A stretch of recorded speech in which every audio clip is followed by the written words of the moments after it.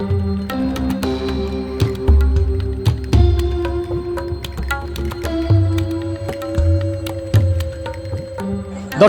এই মুহূর্তে আমরা আছি জুরাইন যেই রেল ক্রসিংটা আছে বা রেল রোডটা আছে, এই রেল রোডের ক্রসিং এর উপরে আছি।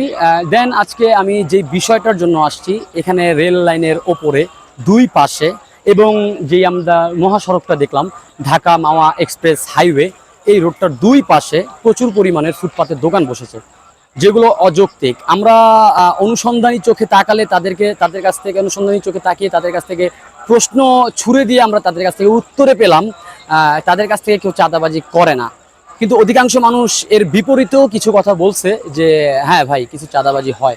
কেমন আছেন আপনি? ভাই ভালো আছি, আলহামদুলিল্লাহ।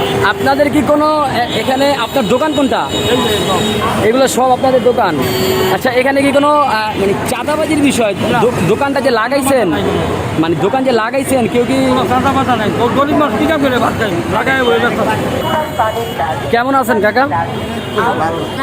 কোনো চাঁদাবাজির বিষয়ে আছেন? মানে হয় না, কিন্তু কোনো ঝামেলা করছে এরকম? এখন নাই, বিশৃঙ্খলাও নাই, এখানে ভালোই চলতেছে। ঢাকা চলে শ্যামপুর থানার ভিতরে ভালোই চলতেছে। কি কোনো চাঁদাবাজির কোনো শিকার হচ্ছেন বর্তমান সময়ে? যে কোনো জায়গায় ফুট বসুক না করো, চাঁদা ছাড়া কখনো কেউ বসতে দেয় না, কোথাও না। যে কোনো জায়গায় ফুট বসুক, চাঁদা ছাড়া কখনো কেউ বসতে দেয় না। এটাকে মানে হয়তো আপনাদের ভয়ে, চ্যানেলে ভয়ে, ওদের দোকানদারের ভয়ে বইলা দেয় কালকে বসতে পারবে না, এলাকা থাকতে পারবে না। বাংলা কথা আমি বলে দিলাম, বোঝা নাই? ভিউয়ার্স, আমরা দেখতে পাচ্ছি যে এখানে অনেক পরিমাণের রেল লাইনের দুই পাশেই অনেক পরিমাণের দোকান, হয়তো আপনারাও দেখছেন, আমিও স্ক্রিনে দেখাতে পাচ্ছি।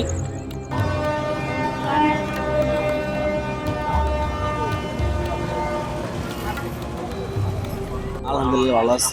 এই যে রেল লাইনের দোকান করছেন, এটা এর জন্য কি কোনো চাঁদা টাদা বা কোনো কিছু দিতে হচ্ছে না, এখন বর্তমানে খুব ভালো আছি, কোনো চাঁদা ছাড়া কেউ চাঁদা আসেও না। কিন্তু আমরা তো অনেকে শুনতে পেলাম যে চাঁদা না তারা দেয়, কিন্তু কেউ বলে না। বিষয়টা কি এরকম? না, এরকম না। আমি আপাতত দেই না, কে দেয় না দেয় আমারটা আমি বলতেছি। আপাতত কেউ আমার কাছে আসে না 10 টাকা দাও, কেউ করে না, কেউ করে না। অবশেষে বলতে চাই, রেল লাইনের উপর দোকান দিচ্ছেন, এটা তো আইনগতভাবে নিষিদ্ধ। ঠিক আছে, যেহেতু আপনি কিন্তু বললেন আপনাকে কেউ কিছু বলে না, বলে না। রেল লাইনের উপর তো দোকান দিচ্ছেন আপনি, সরকারি একটা প্লেসমেন্টের উপরে আপনি তো দোকান বসেছেন, এটা কি আইনগত কিনা? না, এটা আইনগত ঠিক না, ঠিক আছে, আইনগত বিরোধী কাজ। হ্যাঁ, একটা বিরোধী কাজ, ঠিক আছে। এটার জন্য সেটা দেশ কিন্তু স্বাধীন, আমরা সবাই বুঝতেছি, সবাই জানি, কেউ চাঁদা নিচ্ছে না, তাই বলে এটা কিন্তু অপব্যবহার হচ্ছে না? অবশ্য হচ্ছে। এটার জন্য কি বলবেন? মানে আপনাদের এখানে খালি তো ওই জন্য মানে চাঁদা তো দেন না, কিন্তু রাষ্ট্রীয় একটা জায়গায় বসছেন, এটা কতটুকু যৌক্তিক মনে করেন? ভাই মনে করেন বর্তমানে যে অবস্থা দেখতে আসেন, রোডের জ্যামদের একটা সিটি কর্পোরেশন টাকা দেওয়া লাগে, এটা তো রাষ্ট্রীয়ভাবে তো অবৈধ, তাই না? যেহেতু আপনি বললেন চাঁদা নেয় না, সিটি কর্পোরেশন সিটি কর্পোরেশনে নেয়, সিটি কর্পোরেশনে নেয়, কিছু টাকা নেয়, ঝাড়ুর টাকাটা নেয়, ময়লার টাকা। কিন্তু রাষ্ট্রীয় একটা জায়গায় বসছেন, সেই ক্ষেত্রে আপনি কি মনে করেন? বেশ কিছুদিন আগে আমরা দেখলাম যে এই ফুটগুলো উঠাই দিছিল, এই বিষয়ে কি বলবেন? এই তো উঠাই দিছিল, সেনাবাহিনী চাপ দিছে, এরপরে ওরা চাপ দিছে, ওরা কিছু মাল পাইছে বসতে দিছে। এটাই যে কোনো জায়গায়, মতিঝিল গণ, মেরাদিয়া গণ, যে কোনো হাটে গণ, এটা হয়। চাঁদা ছাড়া কখনো বসতে দেবে না। আপনি হয়তো আপনি সেই চ্যানেল না নিয়ে সাক্ষাতে যান, চ্যানেল ছাড়া যান, আপনার কাছে স্বীকার হবে। এখন কখনো কেউ স্বীকার হবে না। আমি কথাটা বলে দিলাম, যদি আপনি অবিশ্বাস হয় আমার কথা, আপনি এই চ্যানেল বাদ দিয়া আপনি এমনি যান, আপনি বলে দেবেন চাঁদা নেই।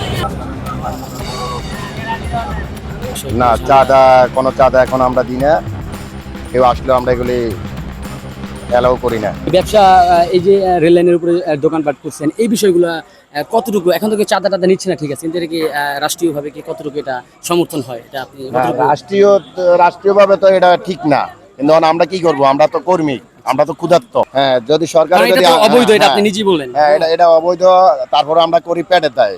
এখন সরকার যদি এই ব্যাপারে কোনো পদক্ষেপ নেয়, তাহলে আলহামদুলিল্লাহ আমরা আমার এক ব্যবস্থা করে দেয়, আমরা ওখানে যাইতে চাই।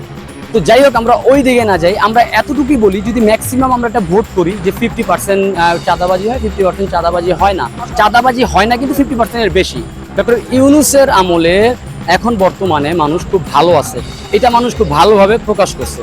কিন্তু এই স্বাধীনতাটাকে কেন্দ্র করে রাষ্ট্রের যে অবকাঠামো, রাষ্ট্রের যে জায়গা দখল করে এই ব্যবসা বাণিজ্য বৃত্তগুলো যা করছে বা করাইতেছে যাদেরকে দিয়ে, এই বিষয়গুলো খুবই শোচনীয় এবং নিন্দনীয় বিষয়।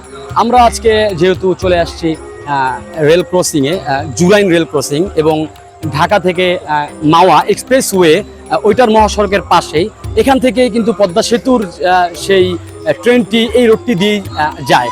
সেটির পাশ দিয়ে যেখানে সরকার তাদের নির্ধারিত জায়গা রাখার পরে তাদের রেল লাইনটি স্থাপন করছে এবং তাদের বাউন্ডারি রিস্ট্রিকশন দিয়ে টেনে দিছে যাতে কোনো সাধারণ জনগণ এই ক্রসিংয়ের ভিতরে না ঢুকতে পারে বা এই রেল পথে না চলাচল করতে পারে। সেখানে এই রেল ক্রসের আশেপাশে গড়ে উঠেছে ক্ষুদ্র অসংখ্য বিভিন্ন ধরনের দোকান, আমরা দেখতেই পাচ্ছি। চেষ্টা করব, সঙ্গে থাকবেন লাইভ 24-এর।